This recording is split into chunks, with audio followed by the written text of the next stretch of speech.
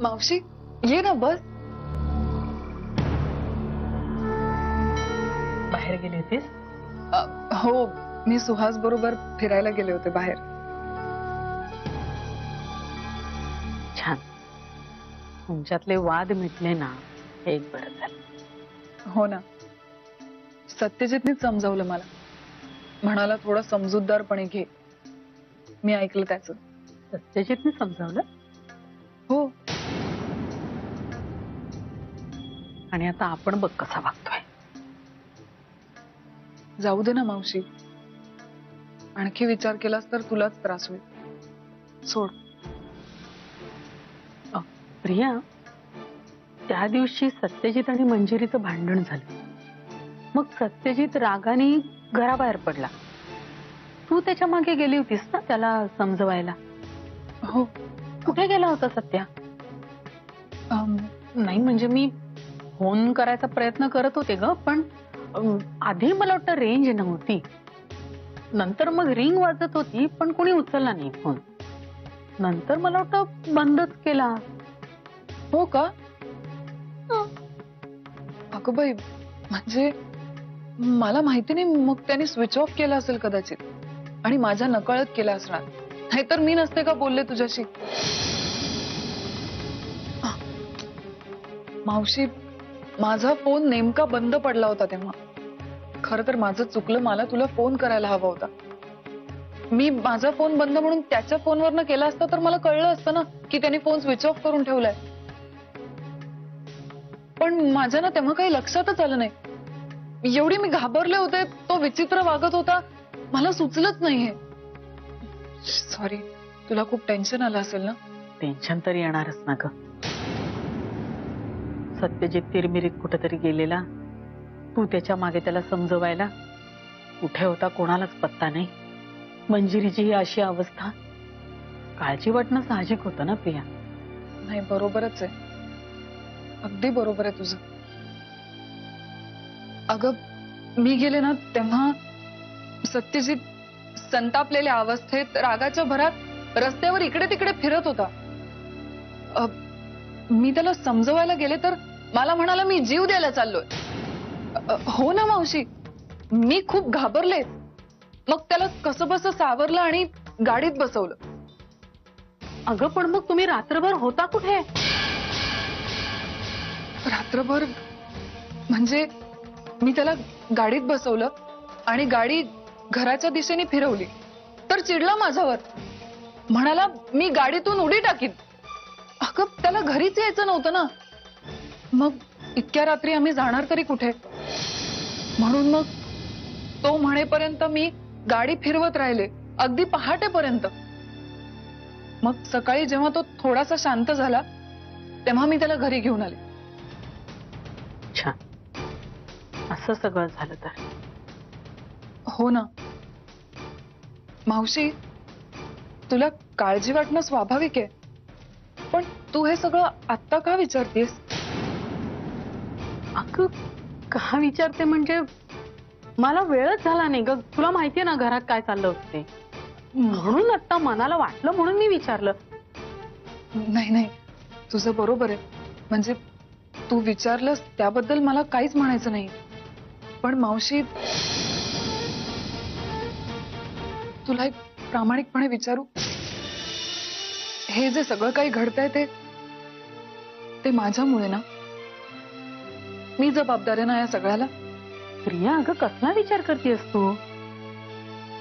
मलाच काय कुणालाच असं वाटत नाहीये. आणि मला असं का वाटेल? माझा विश्वास आहे तुझ्यावर बाळा. भूतकाळातल्या चुका तू पुन्हा करणार नाहीस याची खात्री आहे मला. नसते गैरसमज करून घ्यायचे नाही का? मी आपलं तुला विचारलं कारण मला जाणून घ्यायचं होतं की सत्यजित तुझ्याशी काही बोललाय का त्याच्या आणि मंजिरीच्या भांडणाबद्दल. एवढंच. येते मी.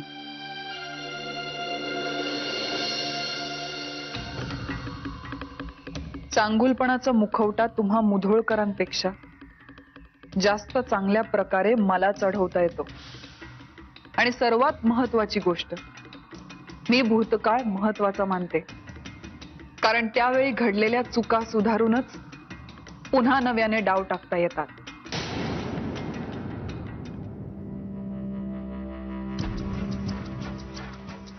गुड मॉर्निंग विहंग. मॉर्निंग. म्हणजे काय आहे तू आज ऑफिसला? अरे त्या अकाउंट वाल्यांचा फोन आला होता. काही चेक्सवर माझ्या सह्या बाकी राहिले, तेवढ्यासाठीच हवे फक्त. आणि बाय द वे त्या छावराचं कॉन्ट्रॅक्ट मिळालं आपल्याला. काल संध्याकाळी त्याचा फोन आला होता. आज दुपारपर्यंत ऑफिशियल लेटर मिळेल. गुड. पण मग तू ही बातमी चेहरा पाडून का सांगतोय? तुला आनंद नाही झालाय का? आयुष्यातलं पहिलं कॉन्ट्रॅक्ट आहे का आपल्या?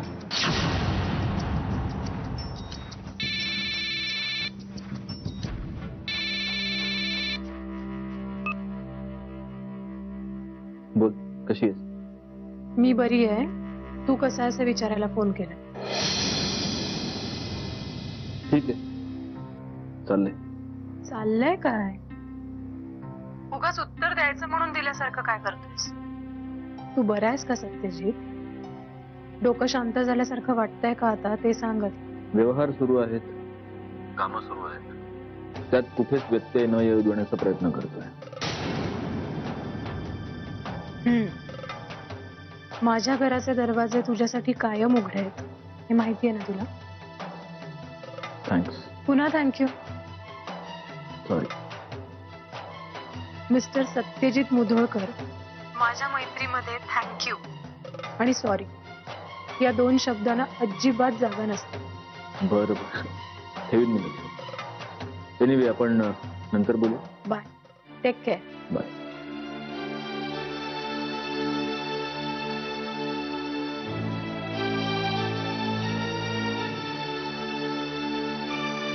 मी आलो जरा अकाउंट्स मध्ये आलो.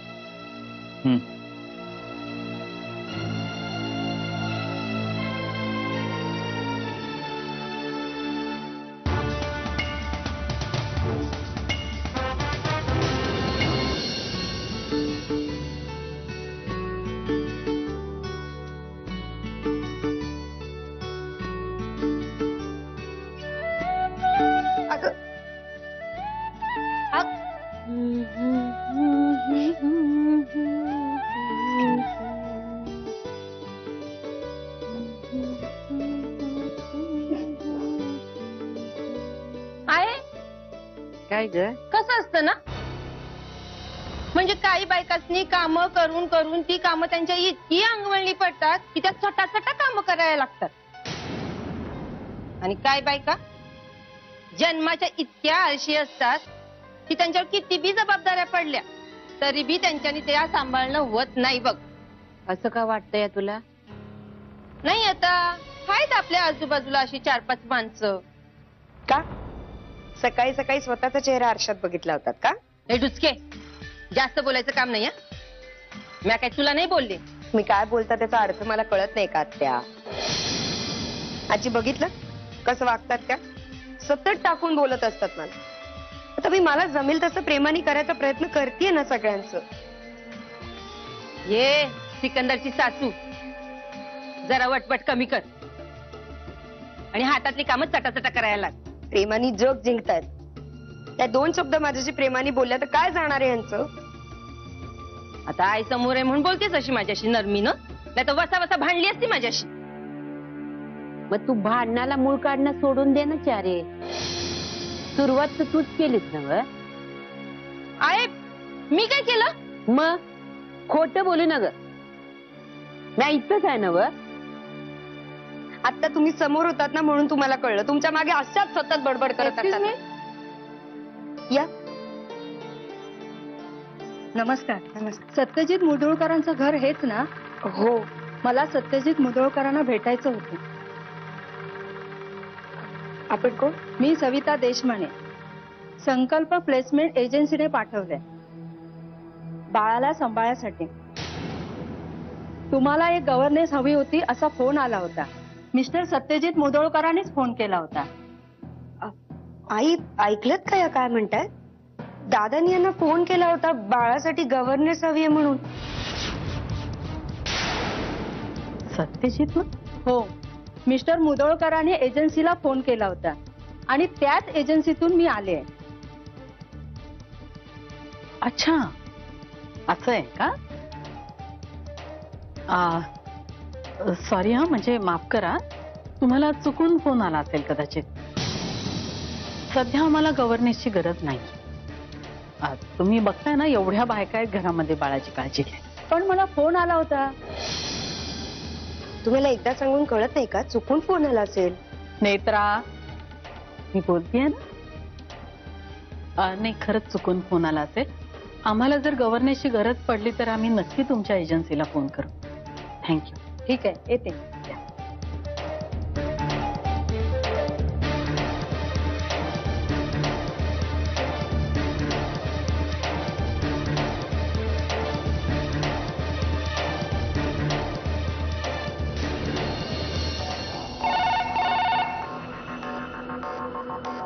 हॅलो. हा, पाठवून द्या.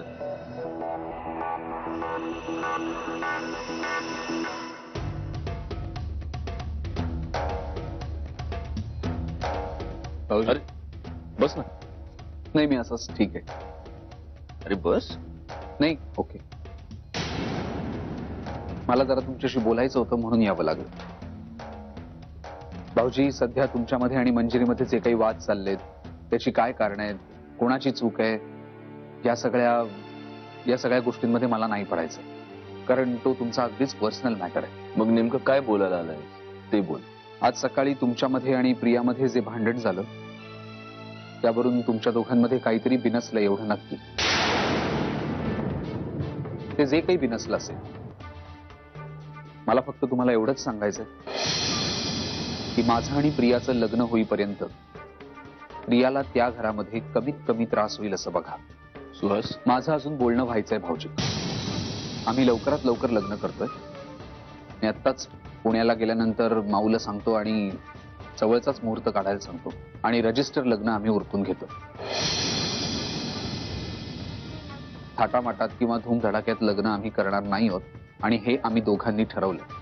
आणि हे लग्न आमच्या दोघांचं असल्यामुळे आम्ही दोघांनी ठरवलंय तसंच ते होईल, कुणाला काहीही वाटत असलं तरी. पण तुम्हाला एवढंच सांगायचंय की आमचं लग्न होईपर्यंत तुमच्या घरात प्रियाला कमीत कमी त्रास होईल असं बघा, प्लीज. प्रियाच्या होणाऱ्या नवऱ्याची धमकी समजायची का मी? नाही, मी प्लीज म्हटलंय, त्यामुळे रिक्वेस्टच समजा.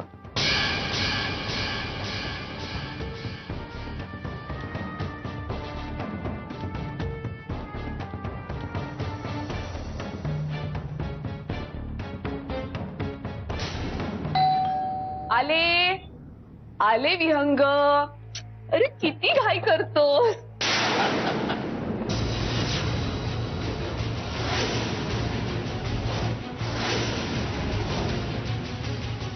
तुम्ही?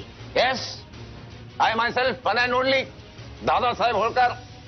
एकच स्वादा, होळकर दादा. एक मिनिट, तुम्ही कशाला आलाय तिथे?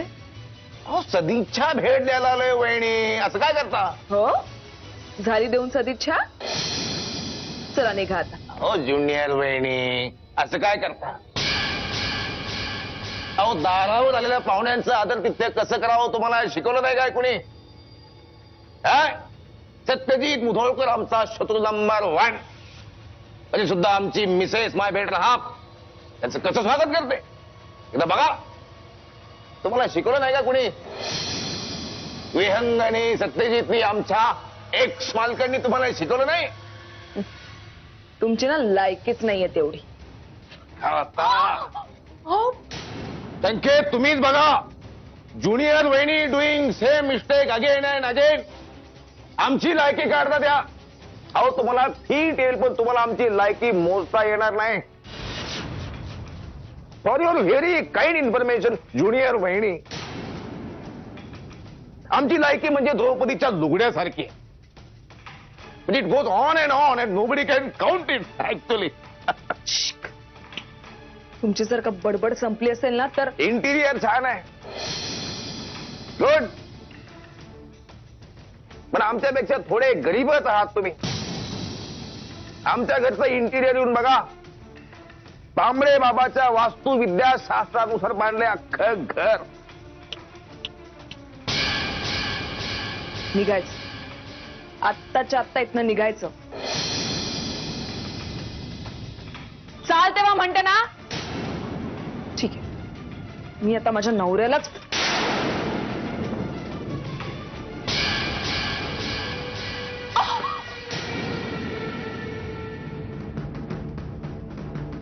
हेच पाहिजे ना तुम्हाला?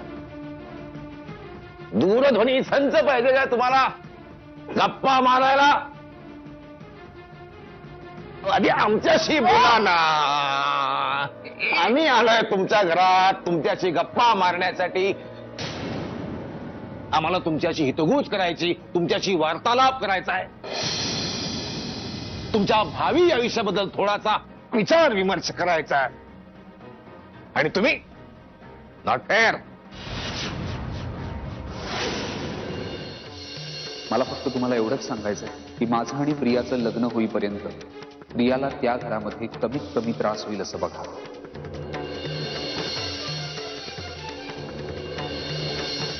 आम्ही लवकरात लवकर लग्न करतोय. थाटामाटात किंवा धूमधडाक्यात लग्न आम्ही करणार नाही आहोत आणि हे आम्ही दोघांनी ठरवलंय. आणि हे लग्न आमच्या दोघांचं असल्यामुळे आम्ही दोघांनी ठरवलंय तसंच ते होईल. कुणाला काहीही वाटत असलं तरी.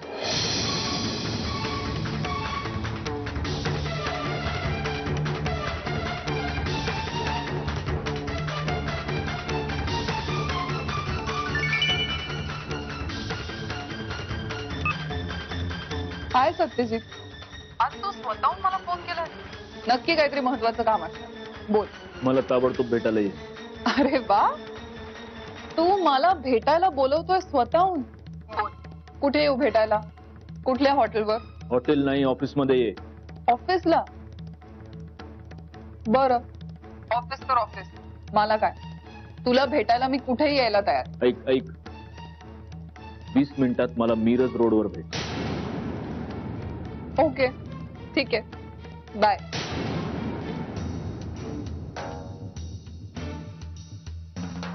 नेत्रा डार्लिंग, ये बस. इथे काय करतेस? आज मला अगदी असं आमंत्रण वगैरे देऊन अगत्याने बसवतेस रूम मध्ये. कारण आज मी खूप खुश आहे ना, म्हणून. का? सत्यजित दादांनी भेटायला बोलवले म्हणून? Netra, bad manner. चोरून ऐकत होतीस ना आमचं बोलणं? चोरून नाही ग, सहज आपलं कानावर पडलं म्हणून विचारलं. हो. कुठे जाणार आहेस दादांना भेटायला? मिरज रोडवर. मिरज रोडवर? इकडे कशाला? काय माहित, सत्यजितला काहीतरी बोलायचं असेल माझ्याशी. पर्सनल, मन हलकं करायचं असेल. प्रिया, तुझं हेच खूप आवडतं मला. म्हणजे रडायला द्यायचा खांदा आणि नंतर करून ठेवायचा वादा.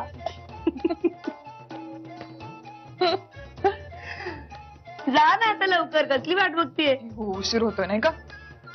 बरं नेत्रा, ही साडी बरी दिसते का चेंज करून जाऊ? तर मग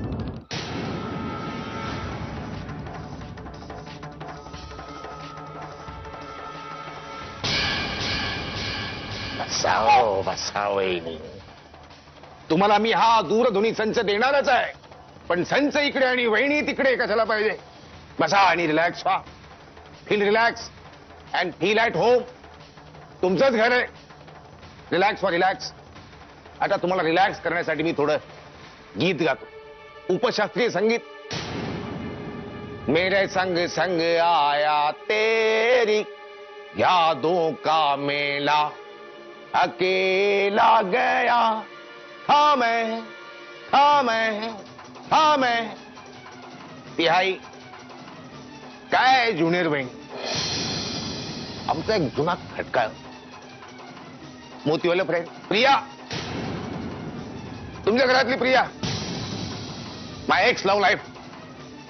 अलीकडे ते आमच्याशी बोलत नाही, आमचा फोन घेत नाही. आम्ही किती फोन करतो त्यातल्या एकाही कॉलला उत्तर देत नाही. वाईट वाटतं आम्हाला फार.